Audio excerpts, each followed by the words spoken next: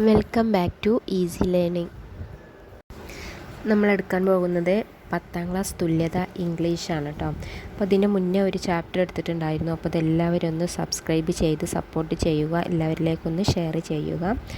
അപ്പോൾ നിങ്ങൾക്കിനി അടുത്തത് എടുക്കാൻ പോകുന്നത് എൻക്രോച്ച്മെൻ്റ് ആണ്. എൻക്രോച്ച്മെൻ്റ് എന്ന ഒരു പോയാണ്. ആദ്യം ആ പോയം എഴുതിയ ആളെ പേരൊന്ന് പറയാം. നീരദ സുരേഷാണ് ഈ പോയം എഴുതിയത്. അപ്പം നമുക്ക് ഈ ഹെഡിങ്ങിൻ്റെ പേരൊന്ന് വായിക്കാം. എൻക്രോച്ച്മെൻറ്റ് പറഞ്ഞാൽ കയ്യേറുക. അപ്പം ഇനി ഈ വരികളൊന്ന് വായിക്കാം.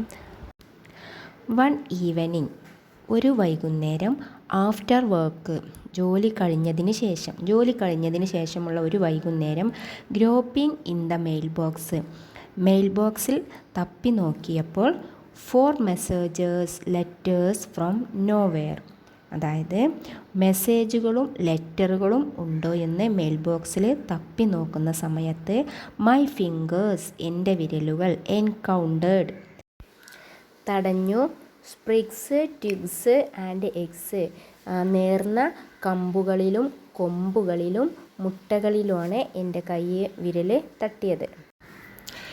എ ബേർഡ് ഹാഡ് നെസ്റ്റഡ്, ഒരു പക്ഷി കൂട് വെച്ചിരിക്കുന്നു. Right inside my mail box, എൻ്റെ മെയിൽ ബോക്സിന് ഉള്ളിൽ തന്നെ. അനോയിഡ്, ദേഷ്യം വന്ന്. ഐ ക്ലിയേർഡ് ഇറ്റ് ഓൾ, ഞാനതെല്ലാം ക്ലിയറാക്കി.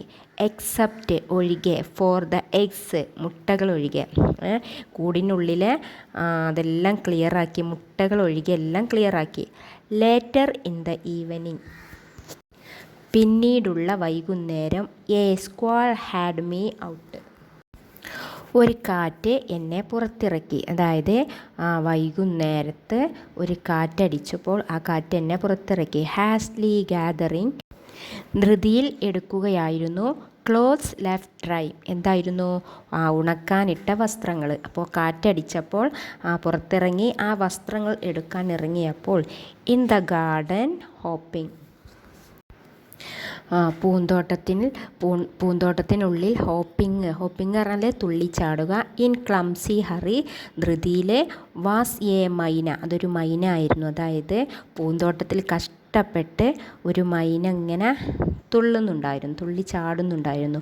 Balancing in its yellow beak, ആ മൈനയുടെ മഞ്ഞ ചുണ്ടിനുള്ളിൽ ബാലൻസ് ചെയ്തിരിക്കുന്നു. എന്തായിരുന്നു? പിടിച്ചു വച്ചിരിക്കുന്നു. ട്വിഗ്സ് ആൻഡ് സ്ലെൻഡർ സ്റ്റിക്സ്, കനം കുറഞ്ഞ കമ്പുകളും.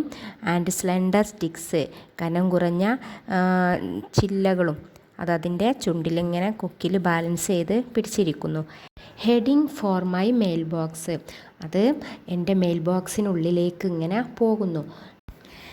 ലബോറിയസ്ലി ടു റീബിൽഡ്, ലബോറിയസ്ലി പറഞ്ഞാൽ പ്രയാസപ്പെട്ട് കഷ്ടപ്പെട്ട്, റീബിൽഡ് പറഞ്ഞാൽ പുനർനിർമ്മിക്കുക. അപ്പോൾ വീണ്ടും നിർമ്മിക്കാൻ വേണ്ടിയിട്ട് എൻ്റെ കൂട്ടിനേക്കുള്ളിലേക്ക് പോകുന്നു. The cozy nest I had wrecked, cozy പറഞ്ഞാൽ സുഖകരമായ, വൃക്കഡ് പറഞ്ഞാൽ തകർത്ത, ഞാൻ തകർത്ത ആ സുഖകരമായ കൂട്ടിൽ. My vision blade in the heavy shows, my vision, എൻ്റെ കാഴ്ച, ബ്ലേഡ് മങ്ങി, ഇൻ ദ ഹെവി ഷോവേഴ്സ്, ശക്തമായ ആ കാറ്റിലും ആ മഴയത്തും എൻ്റെ കാഴ്ചകൾ മങ്ങി. The message I had missed, എനിക്ക് നഷ്ടമായ ആ സന്ദേശം. ക്വയറ്റ് ക്ലിയർലി ഐ റീഡ്, ഞാൻ വ്യക്തമായിട്ട് വായിച്ചു. ഇൻ ദ ഇൻകൺഗ്രോസ് നെസ്റ്റ്, അതായത് പൊരുത്തപ്പെടാനാവാത്ത, യോജിക്കാത്ത ആ കൂട്ടിൽ. Hidden in the wooden box, ആ ബോക്സിനുള്ളിൽ ഒളിപ്പിച്ച് വച്ചിരിക്കുന്നു. എ സ്ലോ പെർസിക്യൂഷൻ, അതായത് ഒരു സാവധാനത്തിലുള്ള പീഡനം, അതായത് എന്താ പറയുക, പെരുമാറ്റം എന്നൊക്കെ പറയാം. Through a denuding of its habitat, അതിൻ്റെ ഡെന്യൂഡായിട്ടുള്ള, അതായത് അതിൻ്റെ വാസസ്ഥലത്തെ നശിപ്പിക്കുന്നതിലൂടെ, ആവാസ വ്യവസ്ഥയിലൂടെ.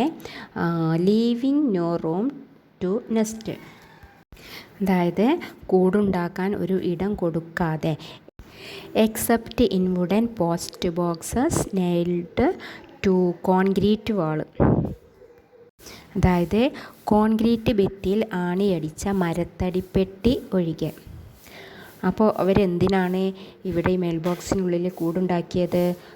പക്ഷികൾക്ക് വേറെ ഒരു ഇടവും ഇല്ലാത്തതിനല്ലേ. അതിനൊക്കെ കാരണം ആരാണ്? നമ്മൾ മനുഷ്യരാണ്.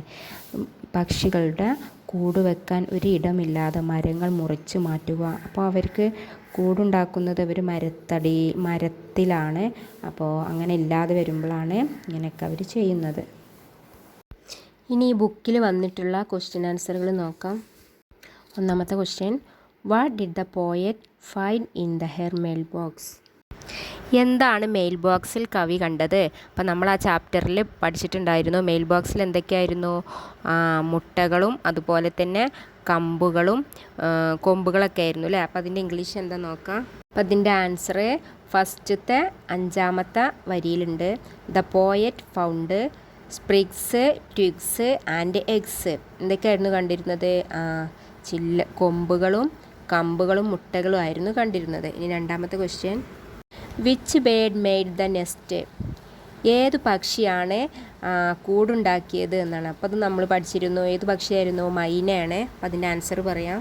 അതിൻ്റെ answer a myna made the nest. നമുക്ക് 14ാമത്തെ വരിയിൽ കാണുന്നുണ്ട്, in clumsy hurry was a myna. ധൃതിയിൽ ആരായിരുന്നു അവിടെ? മൈന ആയിരുന്നു. ഇനി 3ാമത്തെ question, what made the author go out in the evening? വൈകുന്നേരം എന്താണ് കവിയെ പുറത്തിറക്കിയത്? ആ വരികൾ നമ്മൾ വായിക്കാം. ആ വരികൾ ഇതായിരുന്നു. Later in the evening a squall had me out hastily gathering clothes left drying. വൈകുന്നേരം ആ കാറ്റും മഴയും വന്നതിന് ശേഷം ഉണക്കാൻ ഇട്ട ഡ്രസ്സുകൾ എടുക്കാൻ വേണ്ടിയിട്ടായിരുന്നു കവി പുറത്തിറങ്ങിയത്. അപ്പോൾ അതിൻ്റെ ആൻസർ എങ്ങനെ എഴുതാം? A squall made the author go out in the evening. കൊടുങ്കാറ്റാണ് കവിയെ പുറത്തിറക്കിയത്. ശക്തമായിട്ടുള്ള കാറ്റ് വന്നപ്പോഴാണ് കവി പുറത്തിറങ്ങിയത്. Next question, who was hopping in clumsy hurry? ആരായിരുന്നു ധൃതിയിൽ തുള്ളിച്ചാടിയത്?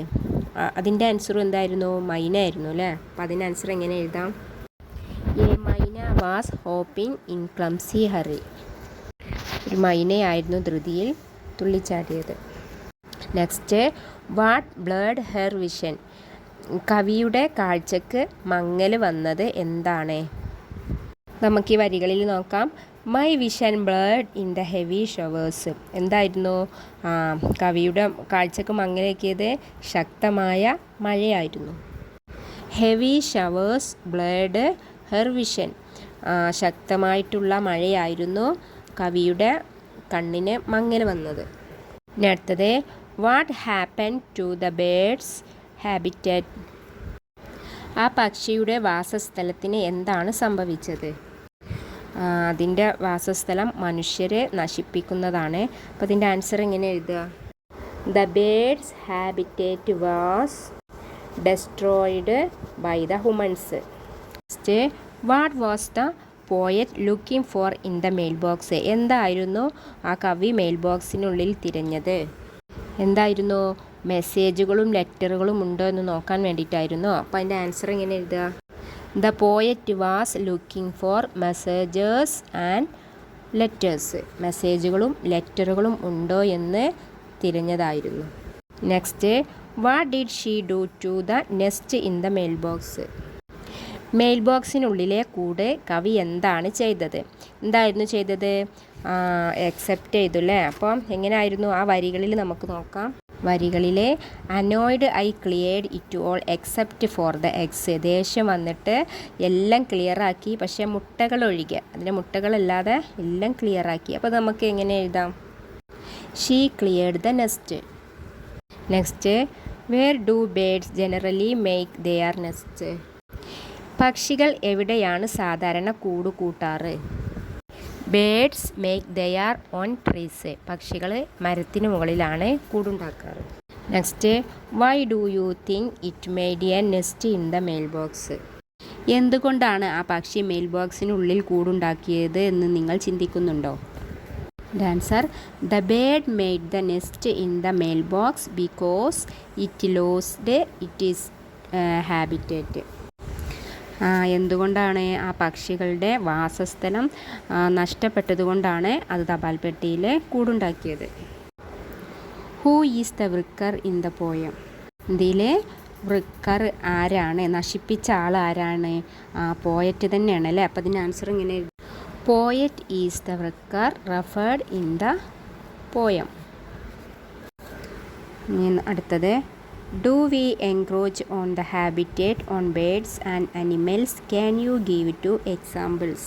അപ്പം അതിൽ ചോദിക്കുന്നത് പക്ഷികളുടെയും മൃഗങ്ങളുടെയൊക്കെ വാസസ്ഥലം നമ്മൾ കയ്യേറാറുണ്ടോ എന്നാണ് ആൻസർ. അപ്പം അതിന് ഉദാഹരണം ചോദിക്കുന്നുണ്ട്. അപ്പോൾ യെസ് ആണ് അതിൻ്റെ ആൻസർ. എക്സാമ്പിൾ പറയാം.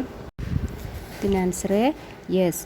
V encroach on the habitat of birds and animals.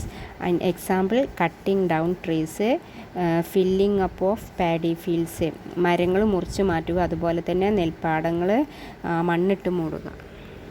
ഇത്രയാണ് ഈ ക്ലാസ്സിൽ പറയുന്നത്. ഇനി അടുത്ത ക്ലാസ്സുമായി അടുത്ത വീഡിയോയിൽ കാണാം. Thank you.